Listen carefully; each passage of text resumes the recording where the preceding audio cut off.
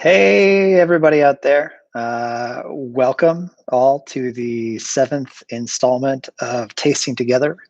My name's Pat Fahey. I'm Master Cicerone and the content director for the Cicerone certification program. And as we do every week with this Tasting Together installment, we try to take a beer style and have a lighthearted conversation about it. Try to cover a few interesting tidbits along the way. And while you don't have to have a beer in hand to participate, I highly recommend that you grab one. Just think you're going to have a better time if you're enjoying a beer while we chat. If you joined us in the past, thanks for coming back. We had a lot of fun tasting and talking about goose last week with Tiki background, which is unfortunately gone now. So definitely check that out if you missed it. Otherwise, if this is your first time, welcome. And one of the things I always like to say at the outset is if you have questions while we're going through, please just go ahead and throw them out there. I won't necessarily get to them as they come in, but I have somebody who's aggregating them for me. So I will be sure to try to address all the questions that come through by the time we get to the end of the session. Couple of notes before we get started. Future weeks, for those of you looking to participate in the coming weeks, if you want to do some shopping ahead of time, we do have the full schedule posted down in the description for this video. But also, just to let you guys know now, for the next 4 weeks, the beers that we're looking at doing are Flanders Red Ale next week, Rauch beer the week after that, which should be a lot of fun. Imperial Stout on May 27th, and then Czech Premium Pale Lager, which is like Czech Pilsner, on June 3rd. Let's see any other details. If you haven't yet, hit the subscribe button. We'll let you be first to know about new cool stuff that we're putting out. And also just to talk about a couple of other features that we're currently running. We're running Certified Beer Server Prep Series, or Prep Talk series with Master Cicerone Neil Whitty. He's doing those Tuesdays and Thursdays at 1 p.m. Central Time. And those are kind of meant to cover sort of beer basics, help people prepare if they're looking to get ready for Certified Beer Server exam, or if they just want to expand their knowledge base. Also, if there's anyone out there who's a Spanish speaker tuning in, we are having our business development manager from Latin America, Chema Mora. He is now also doing sort of a similar CBS Prep Talk type thing on Mondays and Fridays on Facebook Live at 1 p.m. Central Time. So if you're come from a Spanish speaking region and either you or somebody you think would be interested in that content, refer to the page on Facebook. And that's all I have to say. I want to get right into it. This week we're going to be tasting and talking about Irish Stout. I'm going with classic Guinness Draft. Guinness is sort of the archetype for this style, so I felt it was appropriate to do Guinness for this. But let me know. I've seen some people throwing some out there. A lot of like Murphy's and O'Hara's out there, but also if you're drinking anything from the US or from another country, let us know. Let us know in the chat. So per usual, I'm going to be drinking this out of a tulip glass. I'm not actually going to drink this out of a tulip glass. I'm sorry. That's sacrilegious to even say. I figured that would be inappropriate for the style, given that it does have such a kind of the identity is so tied to this specific glassware shape. So I ran by the office and grabbed a Guinness pint glass. This shape of glass is called a tulip glass, or a tulip pint, sorry. And it is sort of the typical for the style, in part just because it's the glass that Guinness uses, and Guinness in a large way really does define a lot of the parameters of this style. Now, I wanted to make sure I did the pour on camera for this guy. As you probably are familiar with, this beer has a very lovely presentation when it pours. So, as after pouring, you get this kind of lovely cascading effect. And I wanted to talk a little bit about that. That cascading is a result of the fact that the beer is nitrogenated. Um, Irish Stout doesn't have to be nitrogenated necessarily, but virtually, I don't want to say all, but most commercial examples of the style are nitrogenated. And I'm going to talk a little bit later um, about nitrogenation more generally and the impacts that it has on a beer. But just to talk a little bit about that cascading and what happens, it's actually something that's been studied a lot because it's kind of it almost like from a physics perspective doesn't make sense how it happens. You've got in general, when you have bubbles in a glass, they're going to rise to the top of the glass. And when you look at that cascading as it's happening, it looks almost like the bubbles on the side of the glass are moving down. And I made sure to read up on the variety of studies that have been done on like what's actually happening. And as far like as I understand it, um, what you have is you have the bubbles kind of traveling up quickly through the center of the glass, and they carry some of the liquid up with them. And so what happens is when that liquid reaches the top of the glass, it doesn't have anywhere to go. And so it moves outward and it creates kind of this like circular current where it's going up in the middle and down along the sides of the glass. And so what you get is you get some of that liquid pulling some of those bubbles down on the side of the glass, making that sort of cascading action happen. And then at the end, after it's all kind of settled out, you get this really nice, thick, creamy head of very, very tiny bubbles. Makes almost like a whipped cream like foam on top of the beer. So, cheers, guys.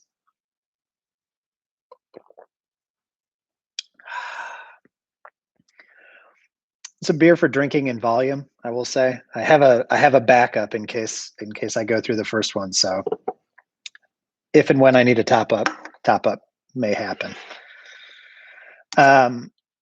One thing that's interesting too about that cascading effect is that it is to some extent influenced by the shape of the glass. Glasses that taper in a little bit are going to create a more pronounced cascading effect and slow down the rate at which the bubbles kind of settle out. There's a video you can find on YouTube where they demonstrate pouring into a martini glass where it's sloped outwards, and the head settles out almost immediately just because you don't get quite the same like flow dynamics happening with that shape. So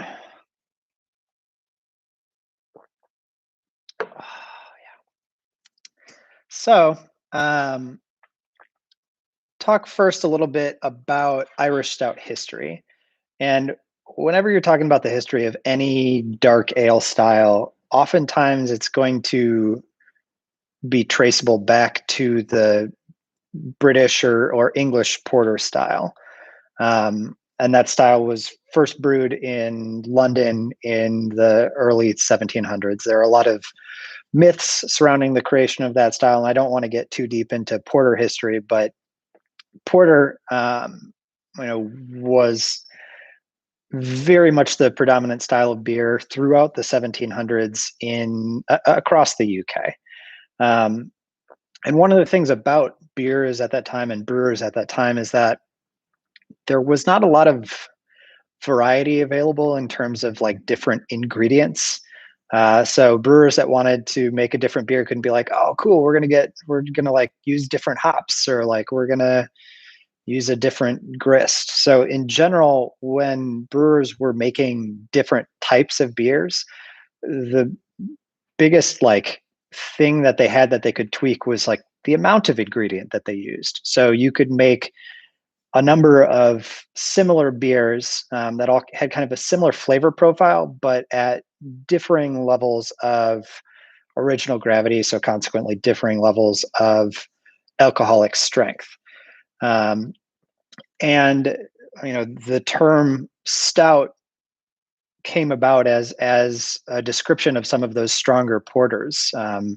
As we like to talk about it as like a a style ladder where you have a number of different beer styles that are all very similar but differ in terms of their overall strength and intensity.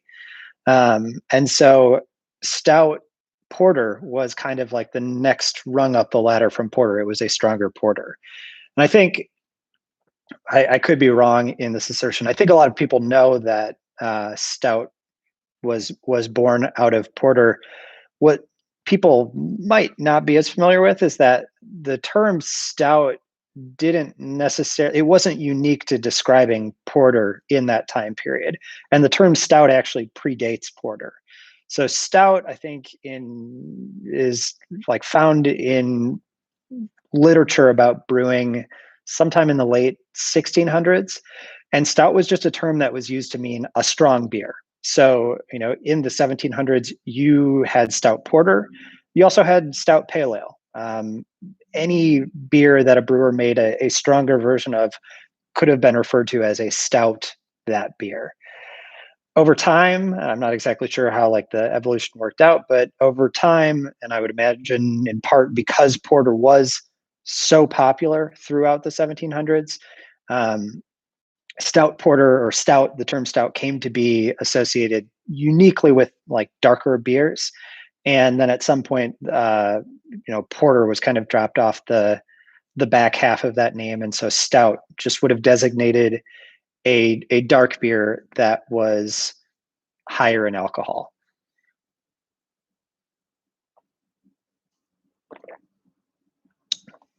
I'm like halfway done. Oh, this is not good time. I might need to. I think we have more than just two, so we'll see. We'll see how it goes. So over the course of over the course of the 19th century, 1800s, dark beer became a little bit less popular. IPA kind of had its rise in the UK over the course of the 1800s.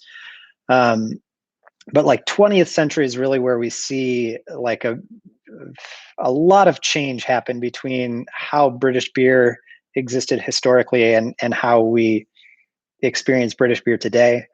Um, Britain had a pretty intense temperance movement, not quite as strong as the one here in the US, where we had, outright prohibition of alcohol for over a decade. But there was a temperance movement in the UK that sort of pushed for less drinking and consequently lower alcohol beer. And then also, you can't understate the impact that like World War I and World War II had on just general rationing. So, you saw average alcohol contents of British beers go from, I don't know, somewhere in like the 6, 7, 8% alcohol range to today where the average alcohol content is closer to like 3 to 4%. So that sort of distinction of stout as a stronger version of porter basically disappeared. And a lot of traditional beer styles suffered during that period. Porter is a style that we do very much associate with the UK. Basically died out in the UK in the back half of the 20th century. There are some breweries in the UK today that produce porters, but one kind of like interesting tidbit is that the style was essentially dead in the UK and was sort of revived by American craft brewers who largely relied on British homebrewing texts when they were starting to look for ideas of beers to make. American craft brewers popularizing the style here again, and that leading it to it then being brewed in the UK again. So the result of that is that you have today all of these different porter and stout substyles, but there's not like a clear relationship between like what makes something a porter and what makes something a stout. It's more kind of on a substyle by substyle basis. And the reason I kind of bring all that up is because, like we said, stout 200-300 years ago was an adjective that meant a strong version of something. Today, Irish Stout, which is the style that we're talking about, is the lowest alcohol content beer of the entire stout and porter family. The style typically ranges from 4 to 4.5% alcohol. Guinness is 4.2% alcohol. So right in that session range that we see out of a lot of beers made in the UK today.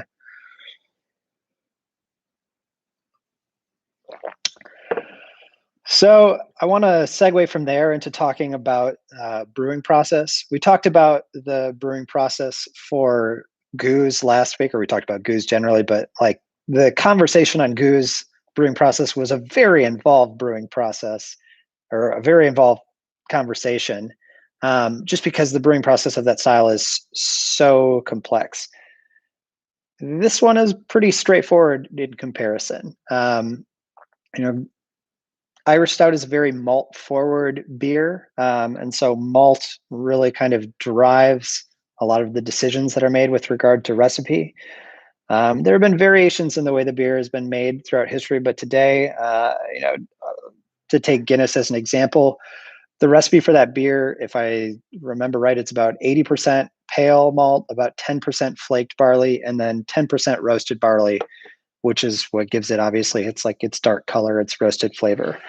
When you look at other versions of Irish Stout, some people will point to roasted barley as being kind of a very key and important ingredient in the style. And, obviously it is what makes Guinness Guinness. But other Irish Stouts don't necessarily incorporate roasted barley. They're always going to have something that's making them be roasty and black in color. But that could be black malt. It could be chocolate malt or some other dark roasted malt. It could be some combination of those to give it that dark color and that dark, that roasted flavor.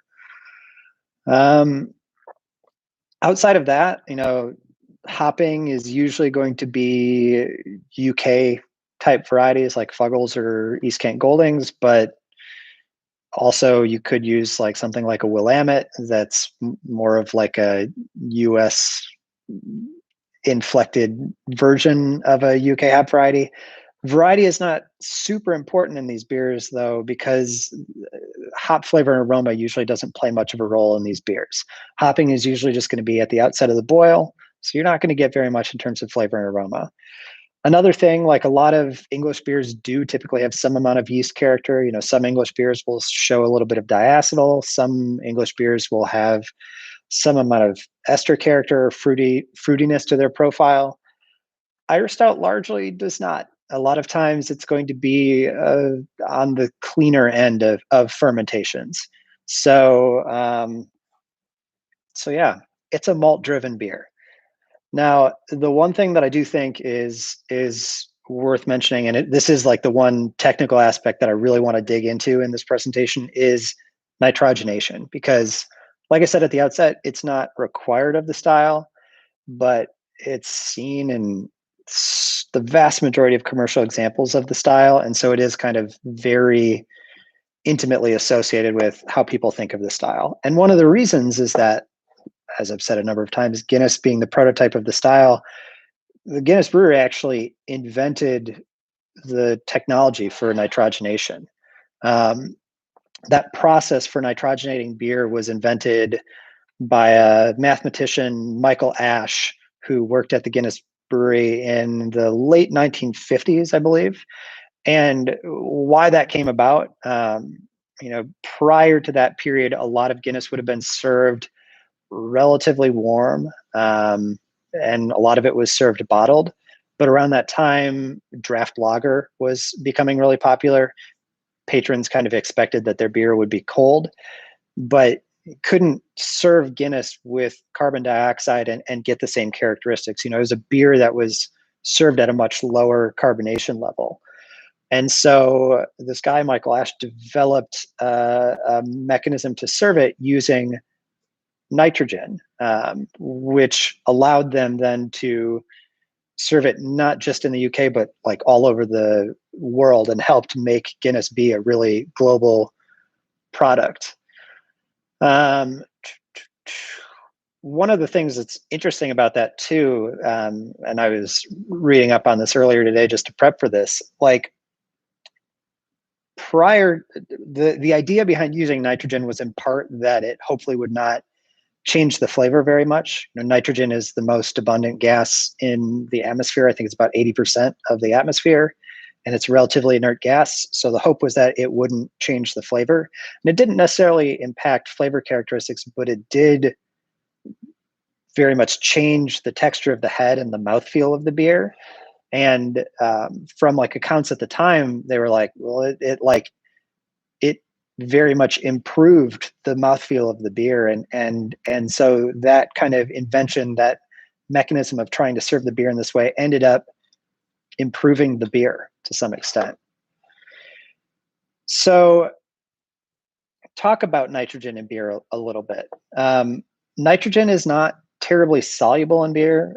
When you look at carbon dioxide is very soluble in water and in beer. Nitrogen, on the other hand, not very soluble. And as a consequence of that, it forms really, really tiny bubbles. And those tiny bubbles have a few consequences. One, they're part of what accounts for that cascading action that happens. Two, they're part of what creates that super creamy head. If you look at the head on a beer that's highly carbonated beer, or a beer that's like all CO2, you're going to be able to see the individual bubbles typically.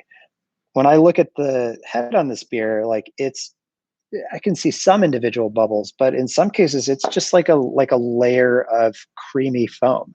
That's because those nitrogen bubbles are so tiny. And in recent years, I'd say maybe the last 5 to 10 years, nitrogenated beer has become more popular. We've seen people experiment with nitrogenated beers outside of just Irish Stout. You see Left Hand is renowned for having done a lot of research to package not just their milk stout with nitrogen, but also their Sawtooth, which is kind of like a English strong bitter kind of beer. I've seen people doing nitro imperial stouts or nitro IPAs or all sorts of things. So worth kind of understanding what nitrogenating a beer does to the beer. So a couple things. Nitrogen in beer is typically going to replace a significant amount of the carbonation. One of the original ideas behind nitrogenation was trying to sort of develop a way of serving beer that mimicked cask service of beer, which is a very low carbonation way of serving beer. So in nitrogenated beers, the carbonation level is usually going to be like 1/2 or even lower compared to something like a standard beer. A standard beer might have 2.5, 2.7 volumes of CO2. Guinness, I think, is about 1.1 or 1.2 volumes of CO2, so about half that. A few consequences of that. One, nitrogen does not carry aromatic compounds out of the beer as well as CO2 does. So nitrogen has the impact of diminishing the amount of aroma that you get out of a beer typically to some extent. Second piece is that nitrogenated beer typically is going to present as less bitter than a carbonated beer, all other things being equivalent. And it's not that nitrogen mutes the impact of bitterness. What it is more, and one of the ways that we teach about it at Cicerone is that as carbonation level increases, that increases the perception of bitterness. And that's true, though there's even like a slightly more nuanced way of looking at it. So when you look at the concept of perceived bitterness in a beer, perceived bitterness it's not just IBUs, it's all of these different elements in the beer that kind of like sum together to determine how bitter you perceive the beverage to be. And yes, that's going to take into account IBUs, and like in a dark beer, roasted malt imparts some bitterness as well. But one of the big balancing factors in beer is sweetness. Beers that have more sweetness or more residual sugar equivalent to another beer of the same number of IBUs with less of that, those sweeter beers are going to be less perceivably bitter. And this is actually a thing that I learned as I was doing research for the sensory book, is that there have been a number of studies that have shown that higher levels of carbonation reduce the perception of sweetness. So it's not so much that that carbonation or high levels of carbonation directly makes something taste more bitter, but the carbonation reduces the perception of sweetness, and that consequently reduces the balancing action that sweetness has, which results overall in a higher perceived bitterness in a beer with higher carbonation. So that's one of the things that's really interesting about a beer like this. This is a 4% alcohol beer. It has very little residual sugar. It has 40 IBUs to it. Those stats should make this be like a tongue-scrapingly bitter beer, but it's not. And the reason it is not is because of that very low level of carbonation. It allows for a better balancing of the bitterness, so you don't get quite as much bitterness out of it.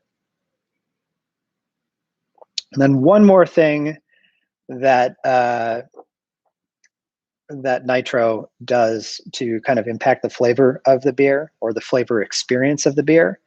So like I said, it produces this head with really tight bubbles. Generally is a very long lasting head, and the head itself has a very creamy texture. A lot of people, when they think about this beer, think about it as being a beer with creamy texture.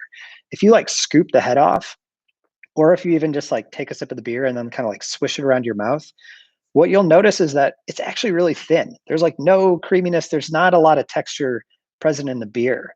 But what it is that when you take a sip of the beer, the first sip you get is through that creamy head, and that gives you this perception of creaminess within the beer. And that's as a result of the nitrogenation producing that super creamy head. So that's another way that nitrogenation can impact the overall flavor experience, since mouthfeel and texture are very much a part of flavor.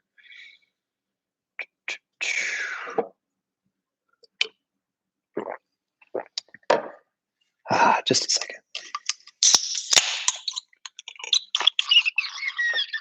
So really quick, I want to talk about the flavor profile of this beer. In a bar, you would hope for a new glass, but I only have one of these at home, so. Cascade number 2. So to talk about the flavor profile of this beer, like I said, when we were talking about the recipe and the ingredients, it's mostly a malt-driven beer. And when you talk about the malt flavor that you get out of it, it's largely those roasted malt characteristics.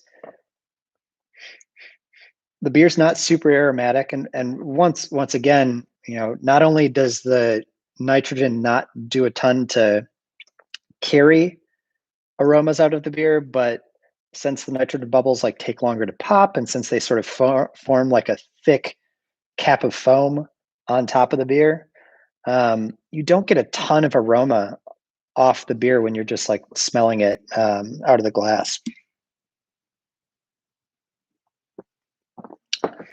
But the primary flavors are really in kind of the roast range. They're very much, kind of dark chocolate, espresso, coffee ground, but also ashy charcoal. There's a little bit of a smoky element to it too.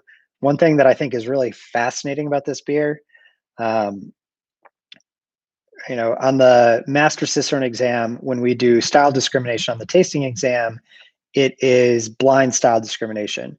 It's, for those of you who are not familiar with it, I think for a lot of people, it's one of the most terrifying panels. I remember when I took it, it was it's Widowmaker. But you get 7 beers, 15 minutes, no other information, and you have to pin a style to each one. And your brain can play a lot of tricks on you in that sort of scenario. And even with a beer this dark, we've put this on master exams in the style discrimination portion and seen like between a third and a half of candidates identified as a Rauch beer, which I find really interesting. And when you know what it is, you're like, well, obviously it's not like a smoke beer. It's a stout. But tasting it blind reveals some of those things. It reveals the fact that there is kind of like an underlying like smoky char character to this beer. But once again, that's all malt derived. There's not a lot in the way of hop flavor and aroma. It does have some bitterness to it, but like I mentioned earlier, because it's not highly carbonated, the bitterness is not as significant as you would expect. And one of the other things that I do think is really interesting about this beer is that like Irish Stout and Guinness being probably the best known example of the beer, I think is one of the most widely misunderstood beers that exists, in that people see it and it's like, oh, it's dark and it's opaque. So it's like, it's strong and it's heavy and it's rich and it's all of these things. And it's like, it's not strong. It's like 4% alcohol.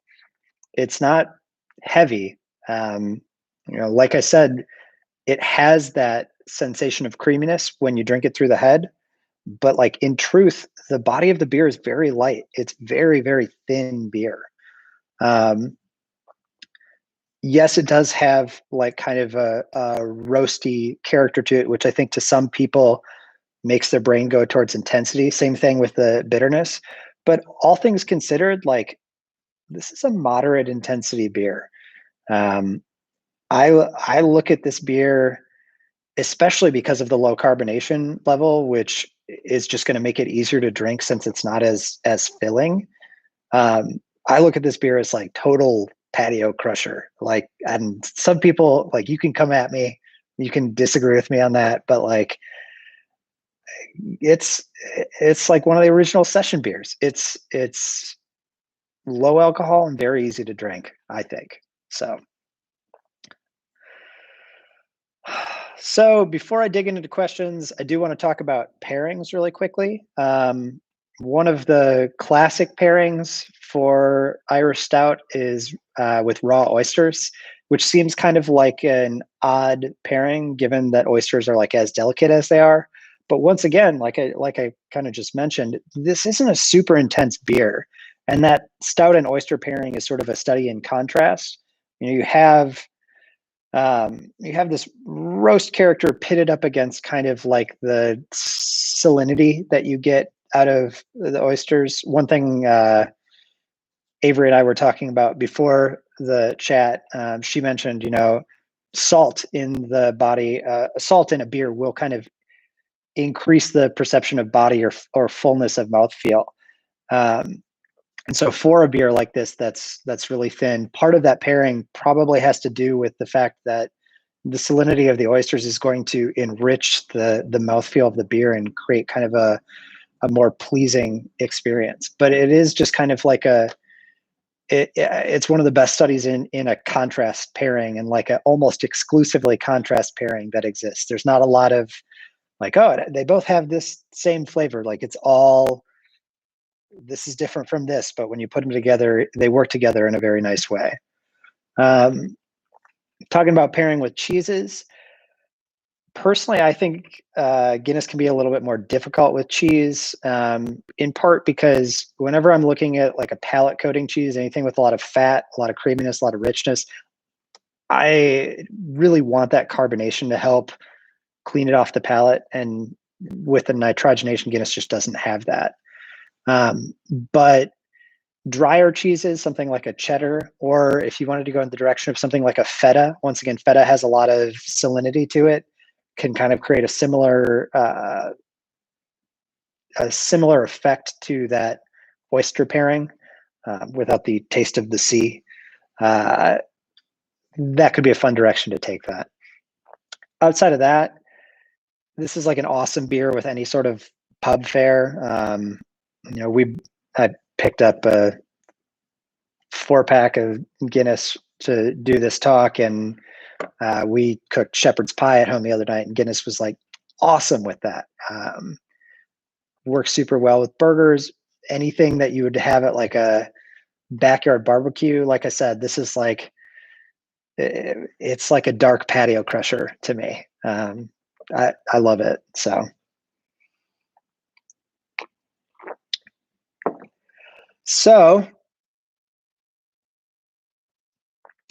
let's talk about these questions.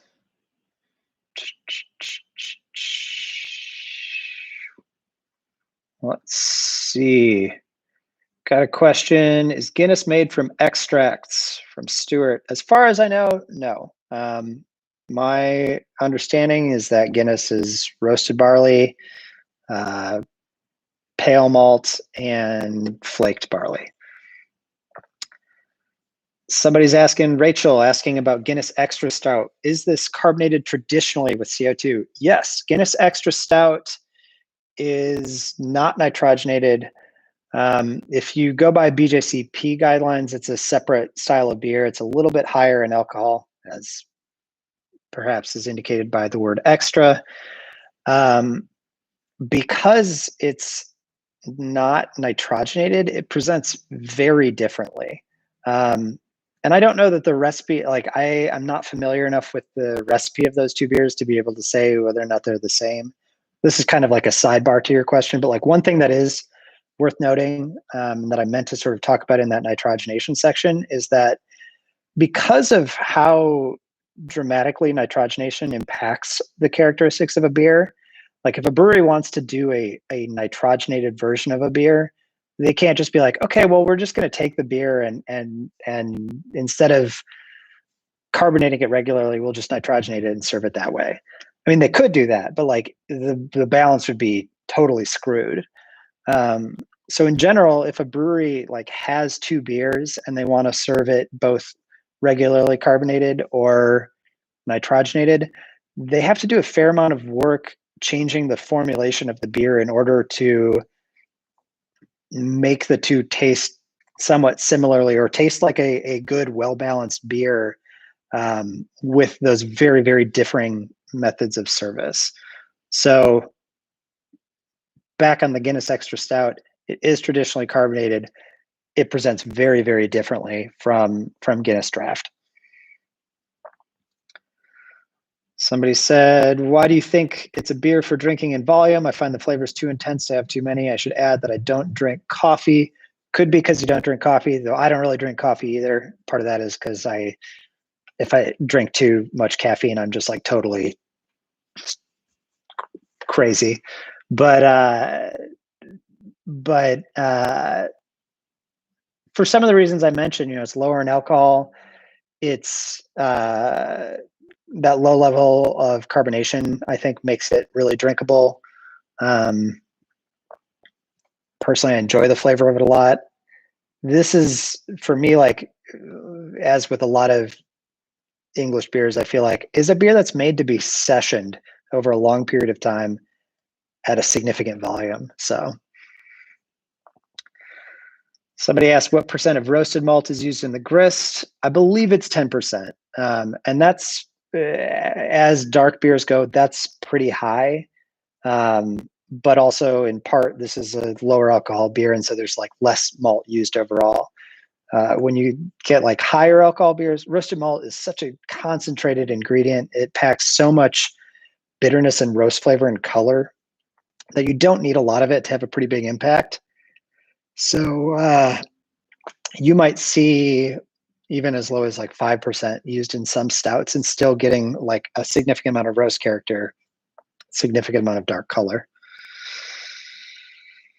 Somebody's asking about isinglass. What about it?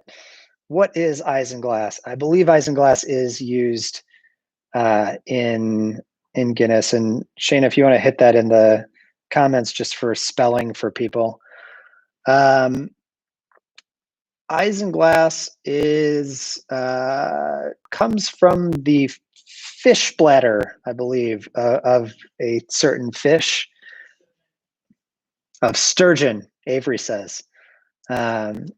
And it's a fining agent. And what a fining agent means is it's something used to help in the clarification of a beer.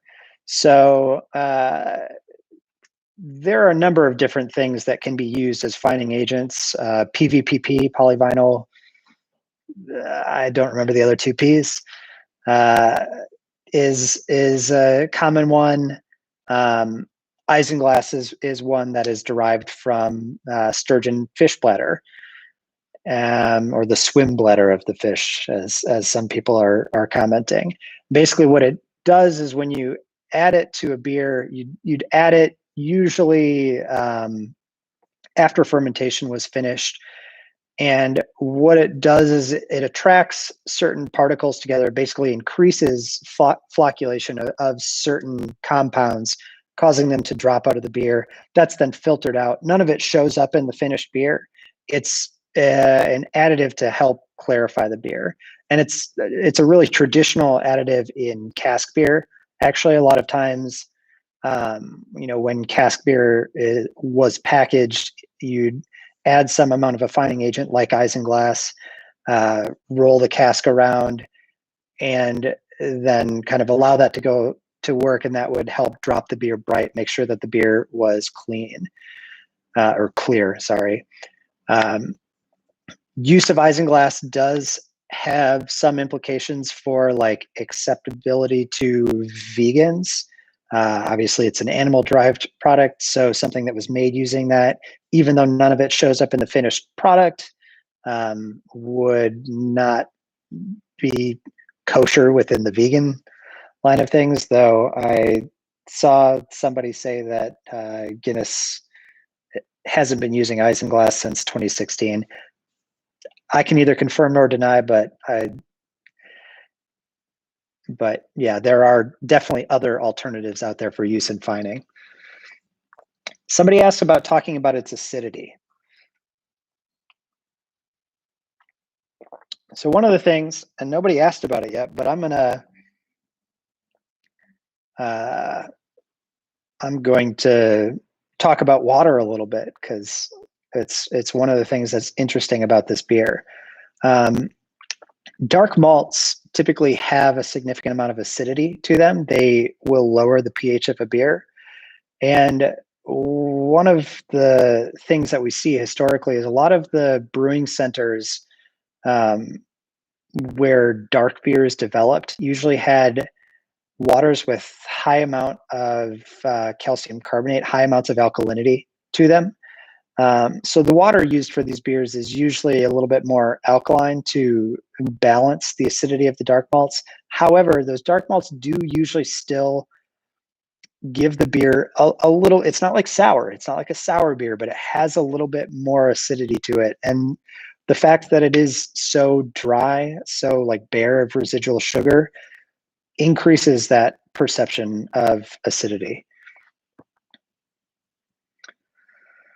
Let's see. Ophelia is asking, should stouts be drunk on the warmer side, even though it loses some of that carbonation? Carbonation is not such of a consideration for that, I would say, in a beer like this, since it doesn't have that much carbonation to start with. When I look at serving temperature, in a lot of cases, it's like, how much flavor complexity is present in the beer? Because as beer warms, the flavors and aroma compounds are going to become more apparent, and certain nuances will reveal themselves a little bit more. When I think about that in the context of stouts, I feel like stouts tend to get more complex and more nuanced as they get higher in alcohol. I look at something like a Russian Imperial Stout. That's something that I probably want to drink closer to like 50 degrees Fahrenheit. It's something that I'm usually having in smaller volume. I'm sipping on. I'm fine with it being a little bit warmer. But it is, that's a kind of beer where I'm going to like contemplate each sip potentially, or like there's going to be interesting things that you find in each sip of that beer. Irish Stout, it's a beautiful beer. It's not a beer with a ton of depth typically. There's not like layer upon layer of different things that you'll find in each sip. I look at this beer as more of a beer that, like I've said a couple times, that's consumed in greater volume. And beers that fall into that category are usually beers that I'd like to see served a little bit colder. little bit closer to maybe like 40 degrees Fahrenheit. Somebody had a question in here about Guinness Extra Cold, where it's like chilled even a little bit more before it comes out of the faucet. I wouldn't take it that far. I don't necessarily, like, this is not a beer I want to drink at like freezing temperature. But this is a beer that I think doesn't necessarily benefit a ton from being served up at like 50 degrees Fahrenheit, potentially. From William Christopher Booth, what's your take and the reasoning on why someone would serve a hop-forward beer on nitro? I don't know, honestly. Like I talked about, nitrogenation blunts kind of your ability to smell a lot of the aroma from beer. I think I can talk about this. I remember, I don't know if Guinness Nitro IPA is still much of a thing here in the US, but like when that beer was being developed, was around a time when I was doing some training for Diageo, and so they had me taste a few prototypes of the beer. And first of all, it's like being made in Ireland, so I just came back every time and was like, well, it needs more hops if you're going to call it an IPA. And the brewers in Ireland were like, we've already put way more hops than we've ever put in any beer into this. But the thing is like, you're trying to make a beer that's dependent on big hop flavor and aroma, and you have an element of the beer that like actively is preventing aroma from being expressed. It's almost like two totally opposing forces that you're trying to make work. In the end, like the beer that came out of it, I thought was a really nice beer, but and my recollection from talking to the folks there is they're like, this does really well in the UK and Ireland, but like to American consumers who are used to American IPAs, they're like, well, it's not an IPA. It's not, I'm not getting that like tons of hop flavor and aroma out of it, because to some extent you're just not going to. So why people want to do hop forward beers on nitro, there's like a conflict there that almost doesn't make sense. Michael asks, is the nitrogenization at the tank level or at the delivery point? That's a really great question, because I've definitely talked to like bars before. They're like, we just want to take this regular beer and put it on nitro, which will not work. If you try to like apply nitrogenation or try to like run a regularly carbonated beer through a nitro faucet, it's just going to like foam like crazy. It's going to be a mess. So it's hard to talk about how nitrogen happens in beer, in part because, you know, Guinness was the first to develop it. They patented that process. They don't talk about how they do it. So there's not like anything in the literature about how Guinness does nitrogenation. Left Hand more recently spent millions of dollars on R&D to develop a way to nitrogenate their beers in like bottles without a widget. Spent a lot of money on research and development. They're not telling people how they're doing it. Like the closest I've ever gotten to understanding it was actually talking to Neil Whitty, who used to work at Boulevard. And he was like, yeah, you know, like when we would make our stout, it was like almost like voodoo. Like he said that basically they'd apply a high amount of nitrogen pressure to the tank, and typically allow it to blow off too. So they've just allowed nitrogen to bubble through it for a while. And then they would package like a keg or two off of the bright tank, like run and hook one up and pour it. And if it cascaded, they're like, okay, cool. And then they'd run the kegs. But like even a brewery of that size and that sophistication, they were like, we don't always know how to dial it in perfectly. So I guess that kind of goes beyond your question. It's done at the tank level and it's done at the brewery. And then you also have to accommodate that in the way that the beer is served. But you can't just take like a regularly carbonated keg of beer and serve it on nitro. That's does not work. Any insight into the widget can design? So widgets are another thing that was developed by Guinness, developed, I think, in the 80s or so. So a couple decades later. I remember a long time ago, I was like, I want to know more about these widgets. So like sawing a Guinness can in half and like taking it out. It looks like a little ping pong ball with a hole in it. I don't want to say for sure because I've read differing explanations of how it works, but my understanding is like it's basically like a little ball and it has a pinprick hole in it. And when the can opens, the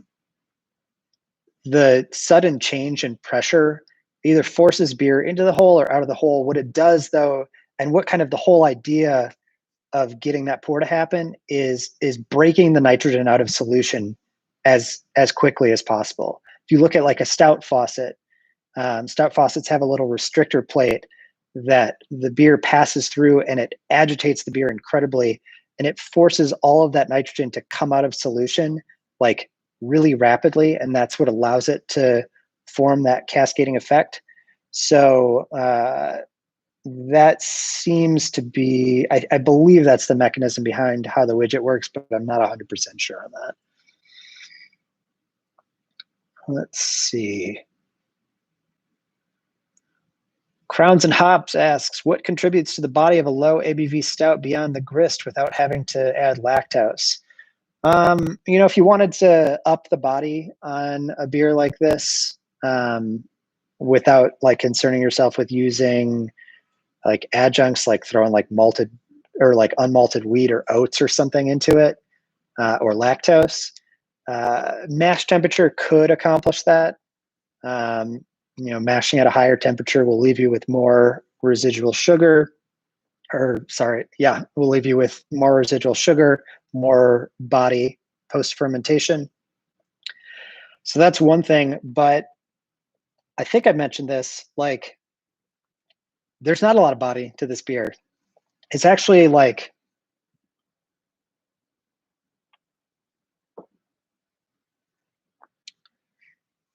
it's not watery, but it's thin. It's really thin on the palate. And I think the foam head that's on it has the impact of sort of making it seem fuller than it actually is.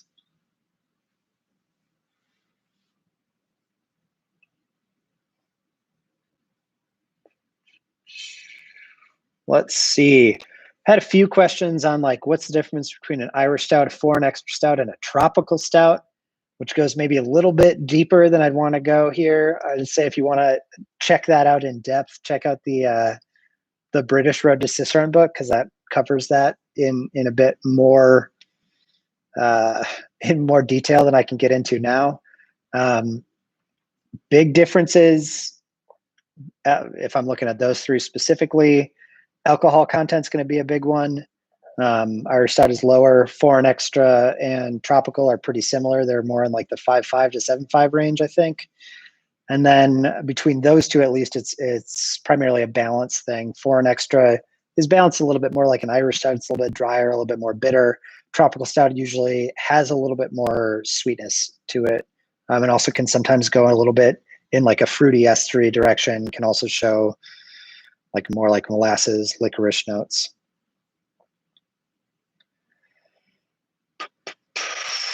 Let's see. Colin Hayes asks, any idea about whether they sour it in a way to replicate the historical porter process? From what I've heard, it's suspected, but they're mum on it. So the way that porter used to be made was as we're talking 1700s, 1800s, was as a blended beer where a portion of it would be vatted for over a year. It would develop, they didn't have a lot of microbiological controls at that point, so it would develop acidity, probably would have developed Brettanomyces character, would have been pretty like funky and intense. So some of that would be blended with fresh young beer to produce the finished porter beer. I remember reading at one point that that I think Guinness did blend in a little bit of like basically beer that had been allowed to develop in that way, but it was like extremely low percentage, like 2 or 3% of the beer. I don't know if they do that at this point. I'm not sure. All right. Craig asks, is Guinness not as high in alcohol because they don't add as much pale malt? If not, why is it low in alcohol? It's low in alcohol because of the amount of malt that's used. That is dependent upon the grist generally. So, it could be a higher alcohol beer if they use more malt to make it. In general, the alcohol content for any beer is going to be determined by how much fermentable sugar is present. And so this beer is designed to have a lesser amount of fermentable sugar than some of the other beers in their range, that like the Foreign Extra Stout, which comes in, I think, in the upper 7% alcohol range. Lori asked if this was a good beer to have on the patio since it won't get affected by light struck. That's something I've always been curious about. I feel like I haven't experienced a ton of really dark beer that gets light struck, though beer being dark in color doesn't necessarily entirely mitigate light struck character. Like I think back to Belhaven Scottish Ale, or Newcastle, for example, which are both like brown and dark, which have been packaged in pale glass or in clear glass and definitely light strike. Though Shayna's mentioning to me that we apparently tried to light strike a Schwartz beer in the office one time and we're not able to get it to exhibit that flavor. So potentially, I'm not exactly sure what the mechanism is there, and I would wonder about it. It could be just that, as the beer gets darker in color, its ability to absorb light increases, and so it may absorb light rather than allowing it to interact with hop compounds. I think that about covers it. Shayna, let me know if I missed anything. But yeah, long and short, thank you guys for joining me to drink some Irish Stout. As I mentioned when we talked about Kolsch, like, crushable beers are near and dear to my heart. And while some people may definitely disagree with me, I would very much consider this to be in the realm of crushability. So cheers to everybody out there. Thank you very much. And see you next week talking about Flanders Red Ale.